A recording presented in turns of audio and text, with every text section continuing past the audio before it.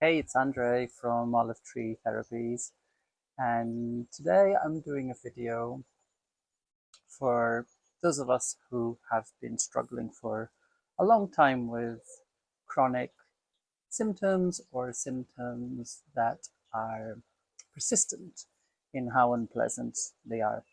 So, a little bit of a disclaimer. So, of course, you should be seeing a medical professional or any investigations that you should be doing to deal with such symptoms.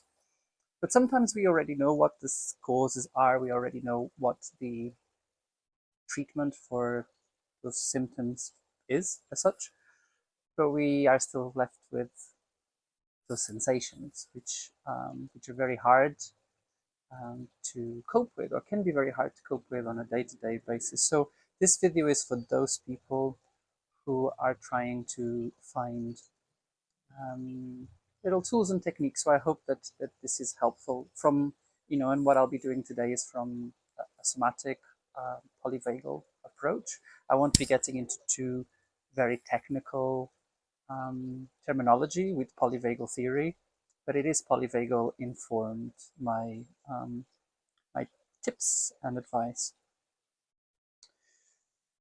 So like anything that is unpleasant, I think the first thing that I would like you to consider is how much are you trying to get rid of something. Okay, so it is always very difficult to make a video, or impossible to make a video that's going to have tips and tricks and advice that's going to fit everybody, because that's just not possible. Some things I might give you, offer you, um, invite you to, might not be helpful at all. Some of it might be very helpful, but bear that in mind. If something that doesn't work for you, it's okay, and we can try. You can try something else, but be mindful of how hard are we trying to get rid of something. The harder we try to get rid of something, the stronger it gets, or the stronger it can feel. So bear that in mind. If we can get you to, with this video, get to a place of curiosity, playfulness, just to see what happens with what I suggest, and it's a great place to be. And sometimes we do find that things change, that things are different. Sometimes things are different and not less unpleasant. Sometimes they're different and they are more pleasant. So multiple variations of what is possible. So the first thing um, that I wanted to touch on is what to do for people whose bodies feel so overwhelming that it is almost impossible to hone in on something pleasant. So there's two things here. So the first thing is um, people who are really, really quite terrified of their bodies, and even just drawing more attention, or people who are somehow um, hyper focusing on the body. So if this is you, if you are hyper focusing on your body, if you are already doing a fair amount of monitoring in your body, you can do one of two things. One thing you could try is to turn your attention outwards. Okay, so we could just do something very simple, like drawing attention to sounds that you can hear, and we want to label them. You could literally just go inside your head: the bird, the water, the cars. So these are things that I'm hearing.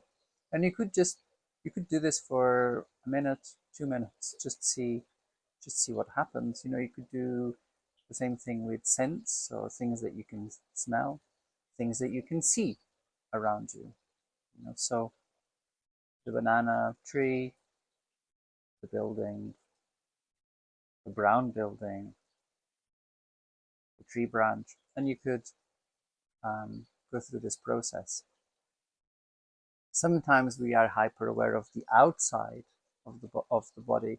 If you are in a state of hypervigilance, where you are constantly on the lookout for threat, and this is what your body is already doing, maybe it's not such a good idea to do this more. This is why it's so difficult to find advice that's going to fit everybody. So two things here. We could either turn the attention outwards, or we could try the second thing of tuning the attention inwards. Yeah. And inwards, not necessarily towards feeling or sensation or emotion, but inwards into just the edge of the body. Yeah. So right now we could just see I notice my feet against the floor, which feels smooth. And you could layer it with detail. I feel my arms, which feel clammy and sweaty and kind of sticky. The reason why I'm taking my time and what's important is that you really allow things to come to you. So we don't want to approach it with an inquisitive, what do I feel? What am I feeling? What is going on? Now just let it come to you. Just let the awareness bubble up. I like the expression of letting it bubble up, because immediately, I started off with the feet, and we just wait and sit there a little bit. You know. So you can experiment with going back and forth, just seeing what works for you. If there's anything that works better than next, do you discover? Do you find something you hadn't found before when you switch attention from the outside to the inside? So that's two things that you could try there.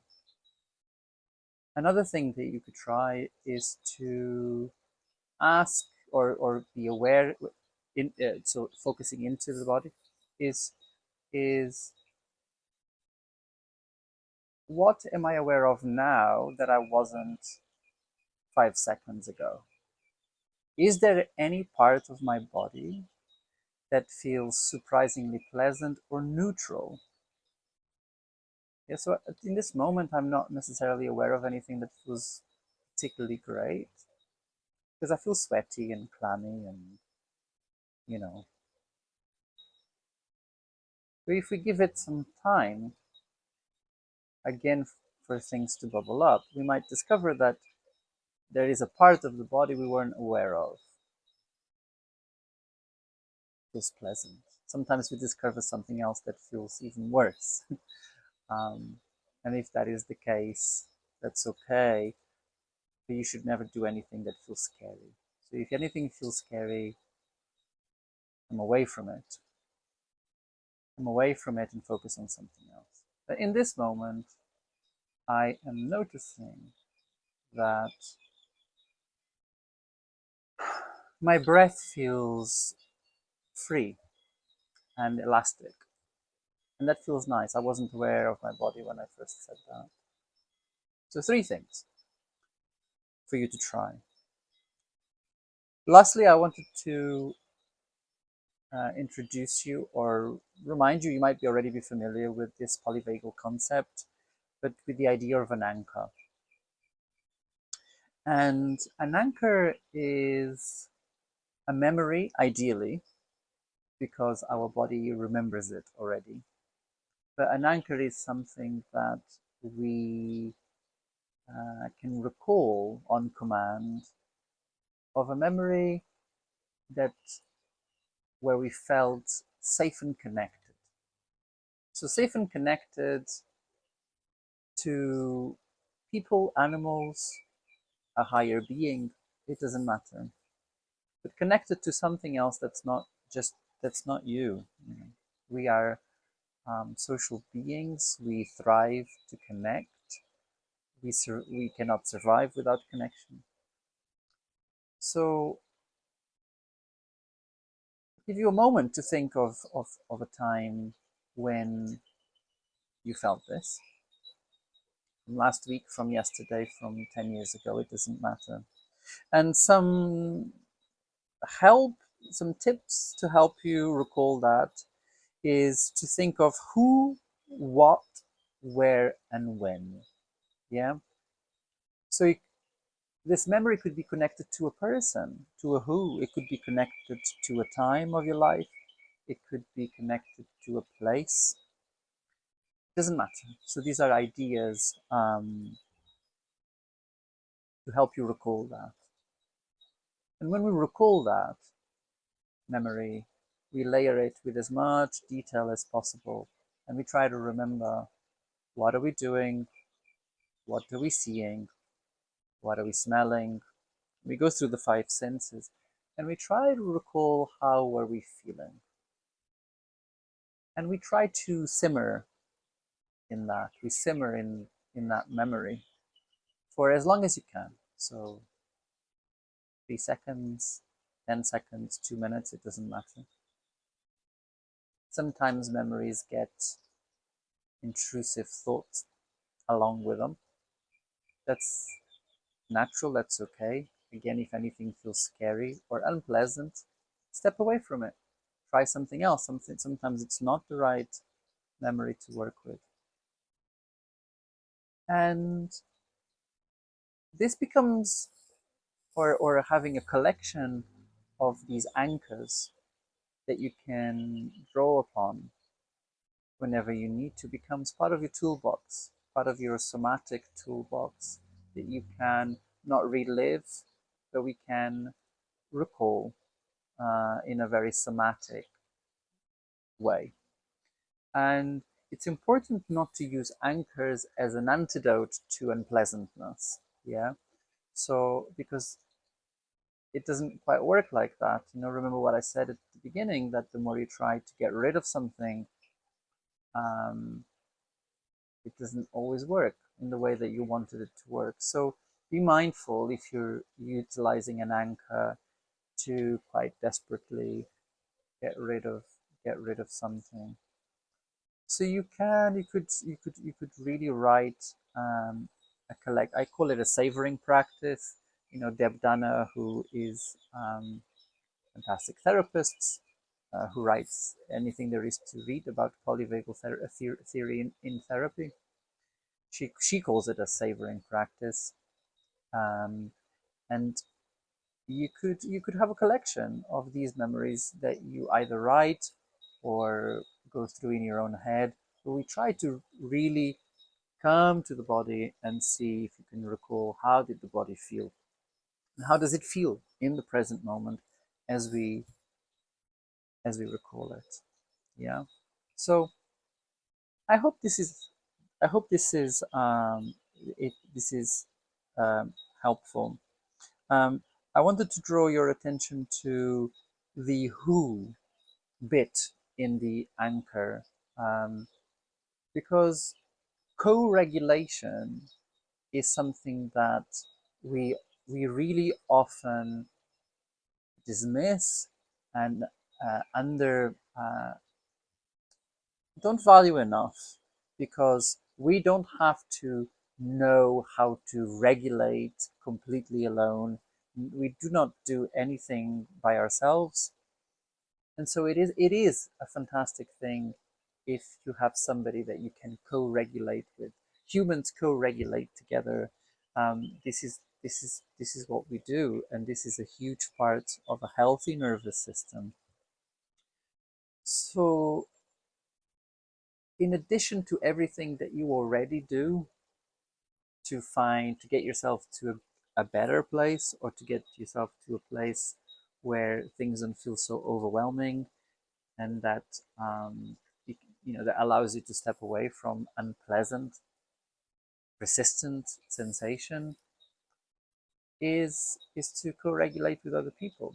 So really try to spend time with those people. Try to work it out. Who are them? Who are they? And at what points do you feel uh, that co-regulation happening? Because the same person might make you feel very safe in some situations, but not in others. And we have a pool of people. Hopefully, we are able to build a pool of people that we can co-regulate with, and find joyous moments with, and share joyous moments with. So, in a kind of way, I'm very aware that what I shared today isn't magic. It isn't um, necessarily groundbreaking, or definitely not groundbreaking, but I hope that it has helped in some way to to um, emphasize how important it is to to find a little bit of respite from these sensations. So a little bit of a recap: exercises to turn the attention outwards, turn the attention inwards, trying to find a place in the body that feels surprisingly neutral or surprisingly pleasant, something that you weren't aware of. And then thinking of an anchor, thinking of anchors that you can use, that you can collect, and draw upon when you want to have a bit of respite. Okay, I hope this is helpful, and thank you for watching. Bye.